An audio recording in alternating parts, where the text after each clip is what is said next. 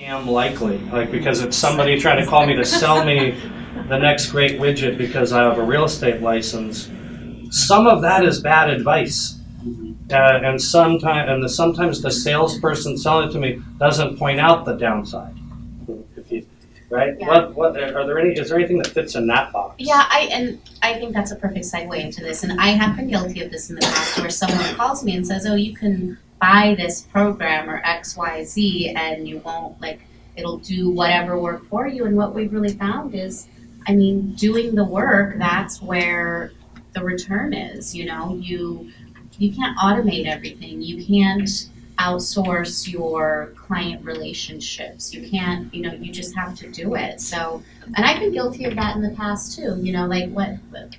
Can I talk about some of the things? Yeah, right? I remember I want to hear that. there was something that sounded so good to be true. I forget what it was called. But anyway, it would look at all of your contacts and it would say, okay, we're going to use big data to figure out of your contacts who is most likely to buy or sell. Predictive analytics software? Yeah, that's what it was, yeah. And it was predictive analytics, so I don't have to go through my whole contact list, only the ones that are the most likely. Offers.com is one, right? There's Smart Zip is another. Yes, things like that. And I think it's all bullshit. I love that! It is. I remember, when I had the one that would go through my contacts and say these are the most likely people to buy or sell, I remember my hairdresser who's a single mom who's, renting and probably will rent for, she was number one. And I'm I can just go through for the 3 hours a month that this saves me, I can go through my own contacts and call everyone. We just lost our offers.com sponsor. So I just think that, there is no easy button. You can't buy your way out of doing the work, and the work isn't that bad. We have easy jobs. They're stressful, but they're easy. We talk on the phone. We talk to people who like us. Just suck it up and do it. Does anybody here have a different result from that, just while we're all sitting here? Because I put in a bunch of money for months and months on it, maybe like you did, nothing. No, the biggest thing she's sharing is work ethic. If you didn't hear that, that's really at the essence of everything she's sharing. She has an awesome work ethic. And I also think standards. Their standards are high as it relates to how it's going to get done, communication, the customer service, and the marketing's freaking cool. Right. It's not on the winging it plan, right? Just it's real. It's real. Yeah. Okay. So it's also do what you say you're going to do. I assume you guys aren't dropping the ball too many times on that. More like you're probably offering it in advance of the client asking. We try. That's. How do you do that? What's the trick? I always want to be proactive instead of reactive. To me, the worst thing ever is seeing my phone ring and it's a client calling me and I'm oh shit. I should have been the one to call them, not them calling me. I hate that feeling. So, just being proactive, just giving them updates. And we are trying to get better at this, where, every Tuesday, every Friday, we give the client an update. Hey, this is what happened this week, or nothing happened this week, or something, so that they're not oh, we were all cozy and dating until I signed the listing agreement, and then I don't hear from you, So I think just being proactive and reaching out to people is a way to head that off. Okay. There's a lot to think about in there, just because I'm thinking one of the reasons why I like to do this is if I'm a realtor in Long Beach, where's the bar being set and who's setting it, to create that standard, because there's a lot of choices the clients have, just like you and I do in this room as consumers ourselves. So I love what you're saying, and then I was reflecting back on what you said a little bit ago, which is right at the front end, you said that the business feels like a machine.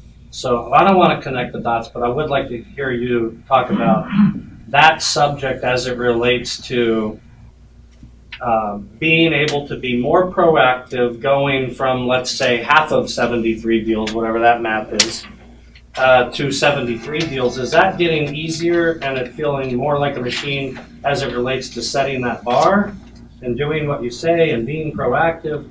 How has that happened? What makes that possible for the rest of us? Well, I mean, the funny thing is, the more deals you do, the more leverage you have to do that. If you're willing to keep working even when you have your deal board filled up and keep going and going and going and going and going and not resting and then putting that money back into the business and tightening it up and figuring out what works, you have the leverage to have the freedom to figure out better, more efficient, more creative ways to engage your clients. Is that kind of what you're asking? Yeah, that's exactly what I'm asking. I have an answer too. Okay. Before when we were talking about our lead follow-up was kind of loosey-goosey, we would set people up on an MLS search, automated, and just, wait until somebody would call us and be like, oh, there's a property, you emailed me. Now, I really try when I have the reminder to follow up, once a week with these warm, leads that are not really I'm pre-approved laughing yet. because I used to do the same thing. It's like, I would get the people and I'd be like, oh, you just need a 3-bedroom, 2-bath in the Marina Del Rey. I go home, I click, Yeah. I go to the office and put them on the, what's called office, whatever it was used to be in the auto search, PWR. And then I'd be looking at it and be like, God, these people are lazy. They don't really want to buy anything. They're not even searching. They're not looking, and they're not calling me. Yeah, so I really try to, check out the MLS every morning, see new listings, be aware of what my clients are really looking for so that I can call them instead of waiting for them to call me. I can call them and say, hey, I found this great listing for you, because that's a lot more impressive than just sending them this auto email that, hoping that they're gonna still think of you when they find something they like. And I think too, for Beatrix, as far as being proactive over Christmas, we gave wrapping papers away, and she went and visited a past client and was like, hey, there's this great loft. And We had a past client that broke up with us because of our last bad hire. And I was in the Temple Lofts and I was like, oh, I'm at this person's door. Should I drop off one to him? She's like, do it. And I knocked on the door and we made up, and now we're in contract on a loft that's going to close next week. So I think, being proactive and doing that kind of stuff. Another thing I want to... That's a good story, because a lot of people wouldn't knock on the door, and you almost didn't. As long as you've been in the business and as good as you are, you still almost didn't knock. But when she called me, I'm like, what's the worst that can happen? He still breaks up with us? Jen brought the coffee and she got you that deal.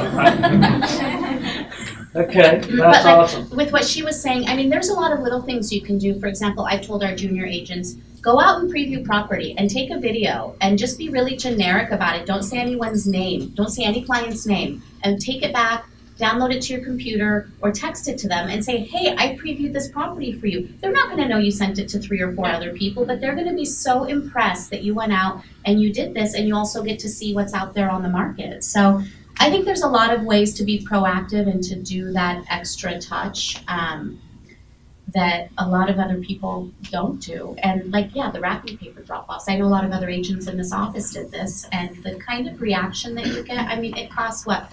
Maybe 10 for us. We put 2 rolls of wrapping paper and all the junk that goes in it, and it was maybe $10 a thing, and people were like, oh my God, this is amazing. This is the best gift ever. This is fantastic. And they're blown away, and it's like nothing. Well, you're also creating stories to combat what's going on as it relates to a trend. So if you see commercials like companies moving in from foreign countries, like Purple Bricks, right? Purple Bricks is like a repackaged version of Help You Sell, right? That's sexier and cooler with the, I forgot the name of the company that got bought out for $1 billion, it's a cheaper razor blade, Dollar Shave Club, right? So they have cool ads. Consumers are interested in that when they hear things like, oh, I could save thousands of dollars for the same thing, but they're not really getting the same thing when you're telling them these stories, because yes, they could go find that property, but they're also busy. And they have a life to live, and they have kids, and they have challenges in their life. And that proactive behavior in the story you're illustrating is something you can pass on when you get an objection, right down the road. So I think we have to have, as realtors, objections to compete with all of these competitive threats, right? And technology trying to replace us, right? We're not a commodity. We're selling real estate. The house itself in the local market is not a commodity like a hotel room. But it's a concern, and there's people that aren't in our industry that believe they can do things cheaper. When we went to Inman, was it last summer? San Francisco. The other one, San Francisco.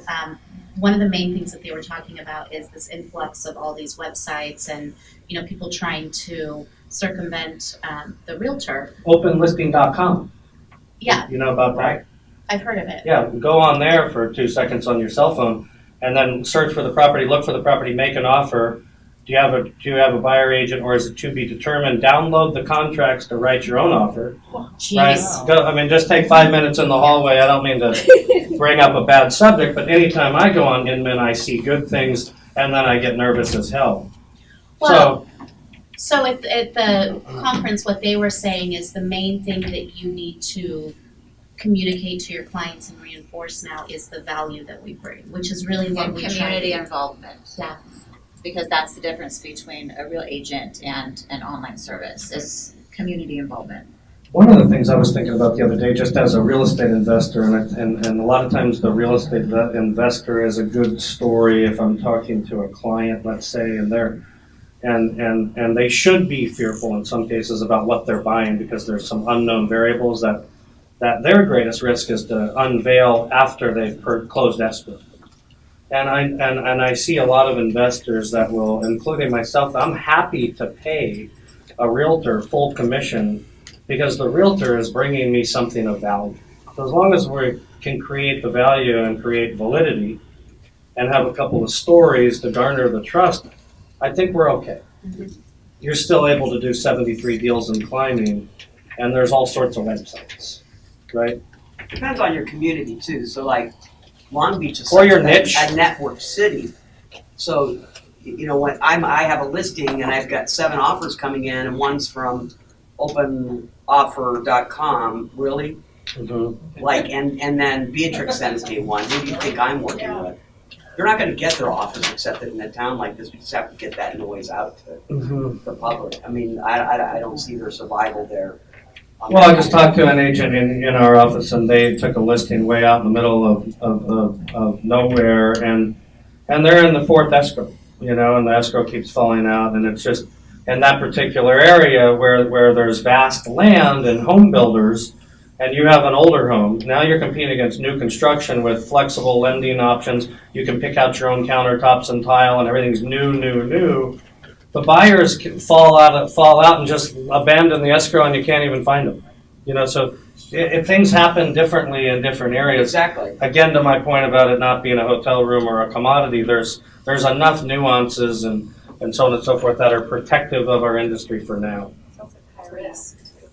Yeah, well, and risk and fear. You know, people don't move away towards the pleasure; they move away from the fear and the risk of the consultation process in and of itself. Done well, practiced over and over and over, which you get lots of doing 73 deals. I would love to know if we could measure that factor, because when you look at how many times you're at bat, your skills are going through the roof without a whole lot of scheduled time to practice necessarily, right? Well, I mean, we have a buyer consult. For every time we get a buyer on the phone, our goal is to get them in for a buyer consult. And we sit down and, you know, sometimes they're like, I just want to see the property. And we're like, okay, well, maybe we'll meet them at the property, but then the next time we see them, they have to come in, they have to have a consult, and we pre-qualify them. And that's when we have our opportunity to kind of rehearse that and get better at it and ask better questions. What are there any kind of questions or stories that are your go-to for that scenario? So you could, because really what you're doing is a little bit selfishly, you do want to gain control in the sense that you have only so much time, and that's part of the equation, but not necessarily the outward focus. And then the outward focus, of course, is trying to help these people self-discover what the difference is between what they think they want or need and what the reality might be based on several factors. Where do they work? How far do they want to drive? How much money do they have? What should they be paying? And have they had a mutual conversation if there's more than one decision maker? Mhm. How do you handle that in short order so you can get what you need to do, which is your time. So there's a couple ways. If we meet a client over the phone, it's a lead, we set up the buyer's consult with them, we get them in touch with our preferred lender, and then we send them a buyer questionnaire. We have something online that we send to them. They can fill it out on their phone, they can fill it out on their computer, it comes back to us as a spreadsheet. So we have all of these questions, and we have some cleverly worded questions that helps us discover their level of motivation. Like, how inspired are you to purchase a home? And one of the questions is, I'm excited, let's do it. One of the answers is, if the right thing comes along, I might jump on it, which tells us, okay, that's a C client, they're not super motivated. I like the way you're wording it because it's cool. Yeah, they're like. Is that a smart sheet? Like, they can't type in their answer, they have It's to multiple choice. I know, but the wording's awesome. Is the tool a smart sheet so it goes out on the questionnaire, comes back on the spreadsheet? It's through type form. Type form. Yeah. Okay. So I do the same things for our sellers. Instead of us having to ask them a million questions when it's time to list the home, I send them a questionnaire and I have all of their answers in a spreadsheet that comes back.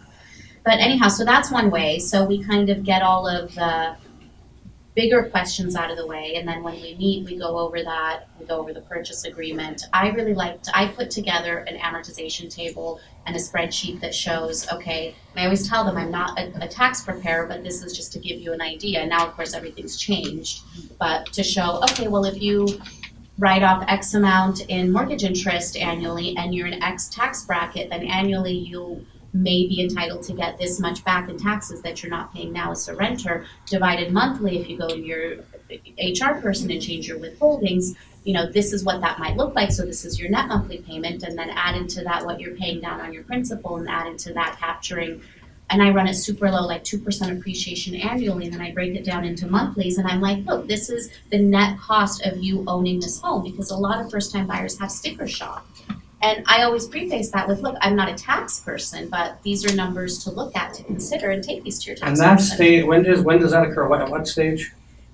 The buyer consult. Okay, perfect. So I was thinking what most people care about is what's it going to cost me monthly? Yeah. And when you go buy a car, you go pick out the car and you do all this stuff, and then what happens? They take you to the finance department. And in the finance department, all hell breaks loose. To the point where they once kept me there till like 10 o'clock at night, and I got there at 3 in the afternoon. And I was like, are you kidding me? And I'm walking out 10 times, but I'm all the way down in Laguna, so I don't really want to drive back to Long Beach. But it was really weird. And then you go to a new company, Tesla, and you go online, you buy the car yourself with nobody in 15 minutes. So I like the way you've done that, because you're giving the consumer what they want, when they want, how they want, right, in a lot of ways. And that's the three things that we're trying to accomplish, I think, when we're dealing with customers. And I think also with that, it takes something scary, like having this, I've noticed a lot of first-time buyers are terrified of the sticker shock when they buy something.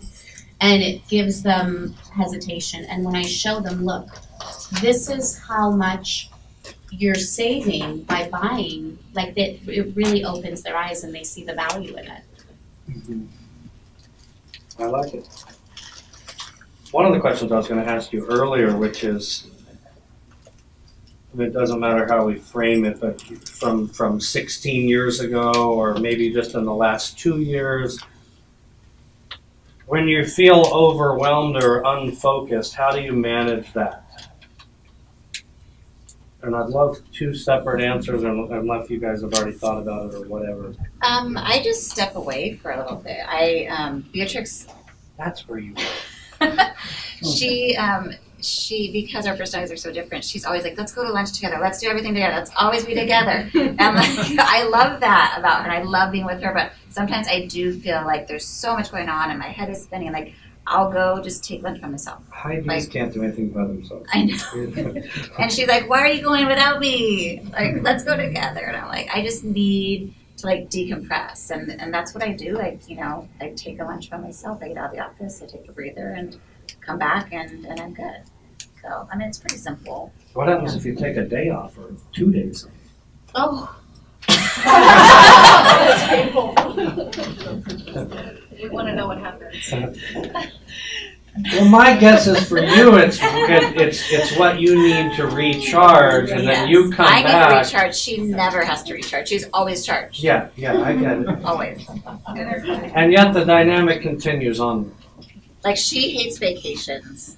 I love vacations. Vacations stress me out. Too. Yeah. It's like like, what is going on? I'd rather be at work. What keeps you at that level though? It's I just think it's who I am. in the DNA. It's a behavioral trait. Like, I don't, it's my husband's biggest complaint about me. He's like, you never relax, and he'll come home from work and lay down on the bed, and he's like, oh, I'm so tired. And I'm like, are you kidding me? I woke up 3 hours before you.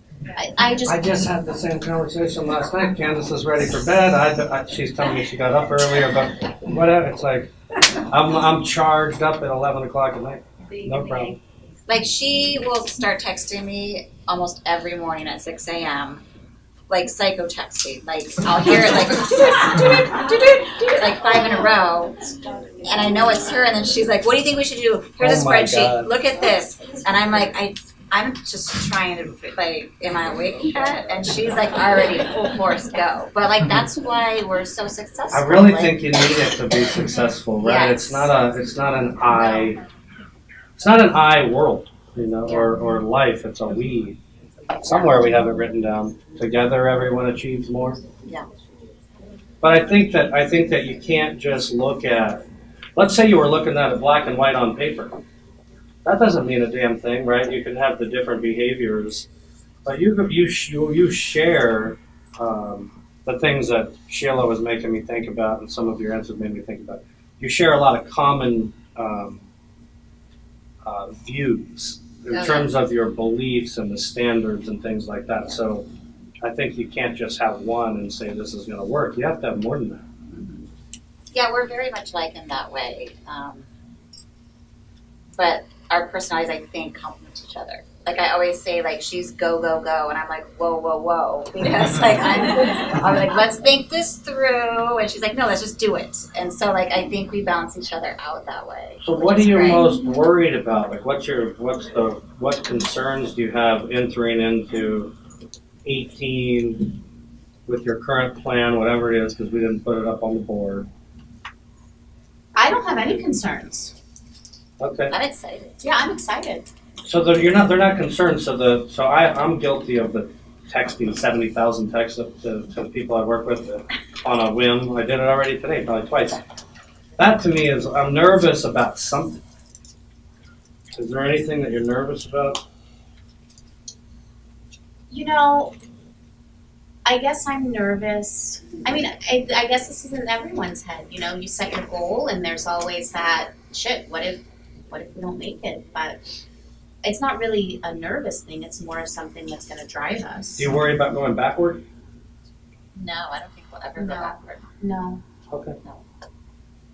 I hope not. I put this one on there. This was, if you had a gigantic billboard anywhere with anything on it, what would it say? We joked What about is it, this a foul yesterday. language? No, I'm not saying it. I think, can they say whatever they want? Yes. Okay, there you go. Impeach?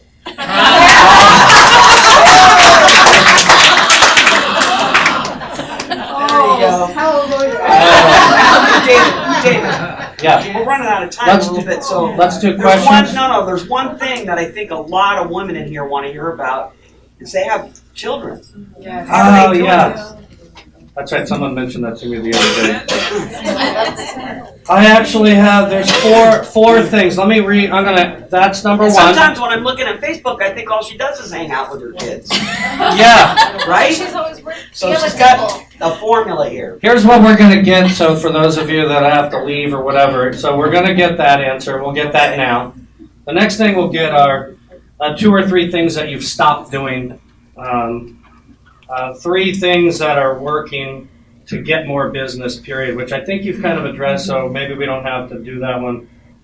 3 things that increase referrals, maybe there's more questions about that. And then top 3 technology uses or tools that you use and rely on a day in, day out basis. Let's start with Sheila's question, though. Oh, with kids? Yeah. You know, I was very fortunate that I had already been in the business for a number of years when I got pregnant. And I had planned everything out and hired a nanny before I had given birth because I knew that I wanted to go back to work. It wasn't an option for me.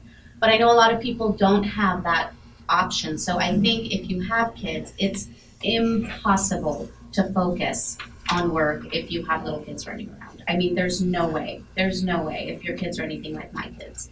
So I think my best advice to working moms would be, you know, find someone that you can trade time with if money's a factor and have them watch your kids and vice versa and have some set hours. Have some set hours for work where you're accountable and go in and call your clients and farm or door knock or prospect or whatever and have that set time and figure out a way to do it even if you don't have the money to put your kids in childcare. You know, I was fortunate. And having a nanny, I mean, she saves my life. It's like having a housewife. But I think you can start small. So let's say you don't have that budget to do it on a full-time basis, because I think without question, because it can be an excuse or a rationalization to not hire someone to cut the grass or take your clothes to the dry cleaner or have a nanny or clean your house, right? Mm-hmm. And so anyone could argue inside their own head and say, well, I have to be home. I have to do this, I have to do that. And the reality of it is, in the business we're in specifically, if you're focused on the right things with that exchange of time, there's no way you're not getting a return on any of the things I just mentioned. There's no way. Yeah. Right? That's really what you're saying. So just to be clear, because there's another saying, you can have excuses or results. We don't have to put the PowerPoint back up there to know that you guys have tremendous results. Therefore, there must be a minimal amount of excuses, and you can start small and then scale. Well, yeah, I think the earning power that you'll get from having childcare sometimes and focusing on that time dedicated to work, you're going to get that back, tenfold. Okay. So my situation is different than Beatrix's, not only because my kids are older, I have a 9-year-old and an almost 16-year-old, but also because I am divorced. And so it actually works out very well because my ex has the kids one whole week and I have them a whole nother week. So we go week on, week off. So the week that he has the kids, that's when I try to take on the most appointments and the most responsibility and kind of try to give her a break, even though she doesn't like to take breaks.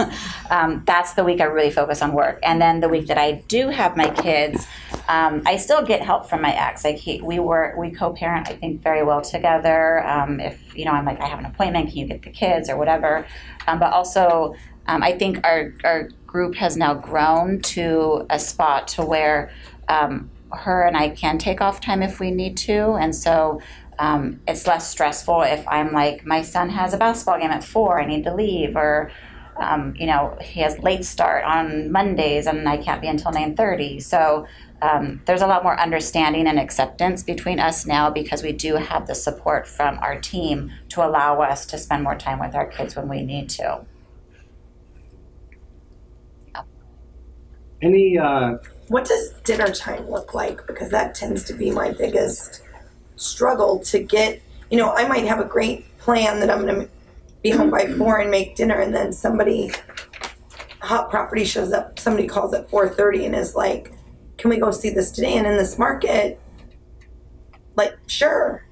I have learned from Beatrix to try to streamline everything as possible, as much as possible. So, what does that mean? I love Blue Apron. I don't have to go grocery shopping. The food comes to my house. It tells me what to do. It's the exact amounts. It's easy to make. I don't have to stress about that.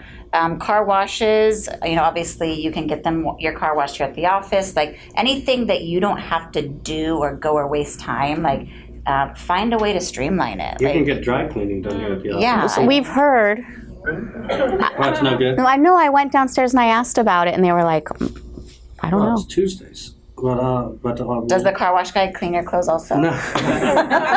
Maybe he should expand. So I have a friend that has a mobile gas company, Oh, I hate pumping gas. that he will Me bring too. his gas truck.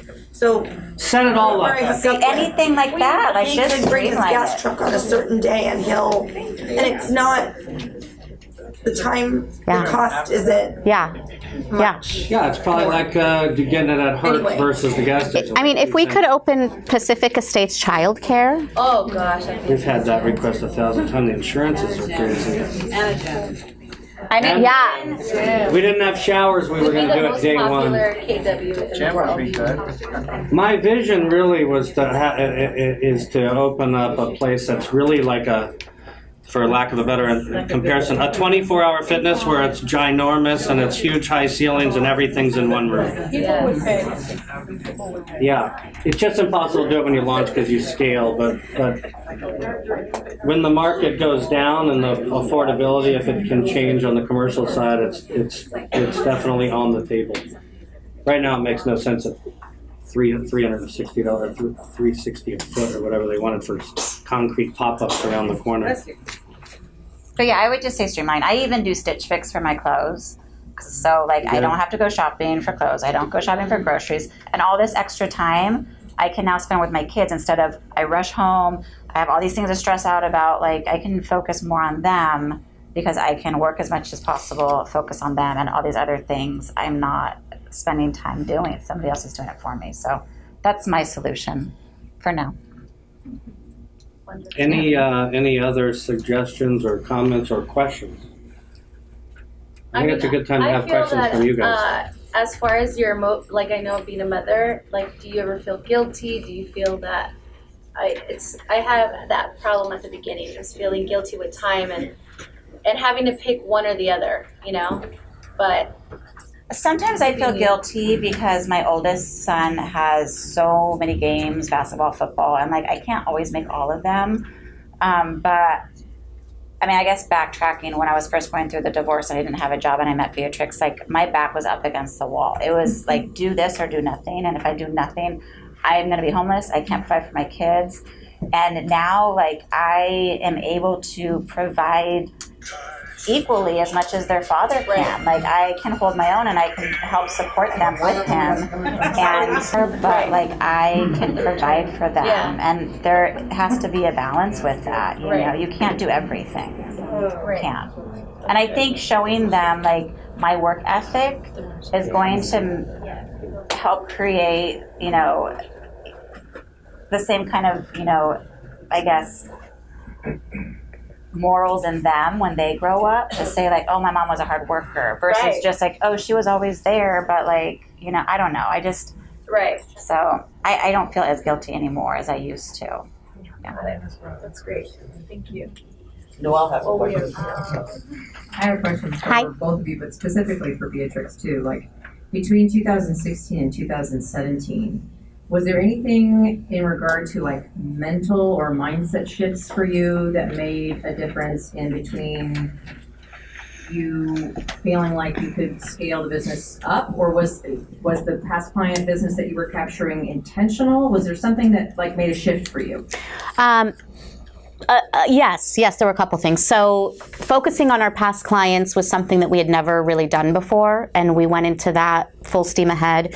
And then also I am really, really good at procrastinating, doing things that I should be doing, and instead being like, oh, I'm going to design this. Oh, wait, look at this spreadsheet. Oh, look at, you know, I love spreadsheets. So I think being conscious of what is a money-making activity and what is just like little bullshit I'm doing to waste time so that I don't have to do the thing that I'm trying to avoid doing, you know, that really helped too. Did you time block that specifically? I'm so bad. I did, but then I didn't do it. Yeah. Like I wrote it out, but I didn't stick to it. But you just had to finally stick to it, and you started sticking to it. I'm Like, what was the difference between doing that, because I'm the same way, and then not doing it and doing it? There's got to be some kind of a shift. I think for me, it's like an internal game you play. For me, I think the best way to get into it is to think, okay, if I don't do this, we don't have a pipeline and we don't have any deals and I can't pay my staff and we're screwed. So I think it's that, I think fear is a really good motivator, and I always try to stay hungry. I never try to stay satisfied. Like even if we've got 10 escrows going at one time, where are the next 10 coming from? You've signed up for pressure. Yeah. That's what you've done. Yeah. Now, are you guys taking a salary and bonus? Or what does your pay scale look like? So everything flows in through the Whipple Group. We're incorporated. I take most of my pay through payroll, and then I'll take some owner draws. Jen is all like a split off of our commission after any KW splits, and the rest of our employees are salaried plus bonuses if we hit our goals, and then our agents are just straight 1099. Except for Treasure, she's in the training period right now.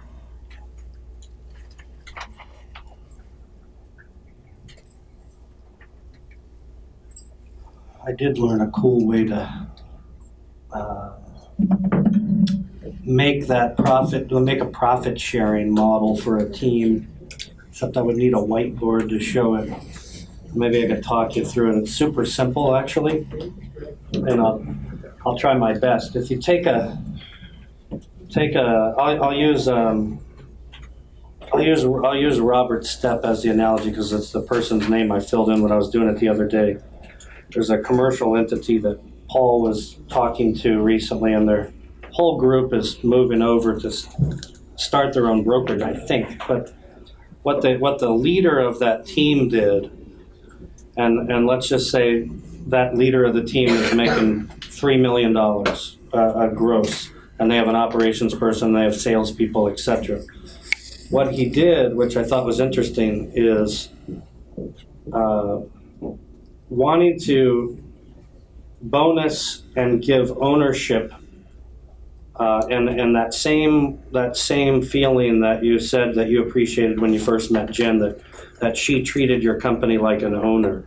This model does that really well. So you take this operations person in that example, and you give them ownership, whether it's 10%, we'll use 10% because it's easy math, of what we would call Robert Stepp Inc.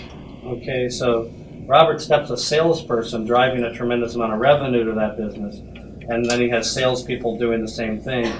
If the operations person, you want them to have that vested interest, you want them to watch the money, and you want them to care about the size of the business, but then as the leader of the business, you also want an exit strategy, and you also want to be able to increase your own take unevenly, in this case. And so what you do is you create a separate company underneath, and what I mean by underneath is you have revenue coming in, you have salaries being paid out, you have expenses for the business, and then you have commissions that are shared, and then you have a salary that you pay yourself below that line, and then you have a profit left over in that entity that I just called Robert Stepp Inc., and you give your person that's operations in that case ownership of that bottom line. And so you might be on a 90-10 split with your overall company, so as your business increases, you see the lion's share. But this person who you've given ownership to gives a damn about everybody's production because everybody's production flows to the bottom line. You see what I'm saying? So that's one way you could do it. That's just a different answer to your question. Any other questions? All right. Last thing I want to know from you two real quick is what do you most appreciate about her and what do you most appreciate about Beatrice? I don't know. It's the Oprah Winfrey Show. We're in the chairs. I trust Jen like she's family. You know, I know that she's always got my best interest at heart, and you know, even when we've had disagreements about things, you know, I know that she has got my back and only wants the best for me and our business. And I trust her like I trust my husband.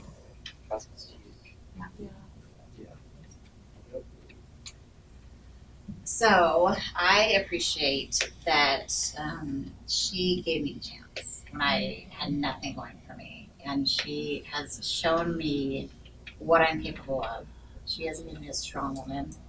She keeps me going, even though some days I want to give up. I've come in crying to her, thinking, it's so hard in the beginning. I'm a single mom. I don't know how to pay my rent. And she would always be there telling me, like, it'll be okay. You can do it. And I don't know, like, she is really, like, the best thing that's ever happened. Can we ask the Well- technology question? Oh, yes, I could ask the technology question. The technology question was, what were the top 3 uses or tools that you guys use on a day in, day out basis? Lion desk for sure. And I should break the question down a little bit too, really, because sometimes that tech tool really does nothing more than like, as you said, a spreadsheet, which might just be very efficient when it comes time to the end of the month reporting. It doesn't necessarily mean you're going to get a lead or close a new sale or go from 20 million to 40 million. So if there's an answer, and when you give the answer that's tied to one or the other, that would be helpful. Basecamp. Basecamp. What does that do for you? It's a project management system, Okay. and I mean, it doesn't Like an produce Asana business. or a Trello? Yeah. Okay. Yeah, it doesn't produce business, Correct. but it's a tool that, I don't know, your iPhone. I mean, Right? Your Yeah. computer. yeah. I got the iPhone. Okay, anything else? I can't think of anything. Okay. Perfect. I like the simplicity of it. we've slimmed down a lot with, I think, a lot of the apps and techie, all these new shiny things. We've slimmed down a lot. Well, just remember, like, one of my favorite pages from reading anything where it shows like a visual of how confusing it feels or can be made is the simplicity of it. And the business that you've described is leads, listings, and leverage. And the tech tools you just described are really just managing that. There's nothing crazy going on. Yeah. But I love the way you guys respect each other and work together. And thank you for all of your time. Thank you. Give insights and outputs.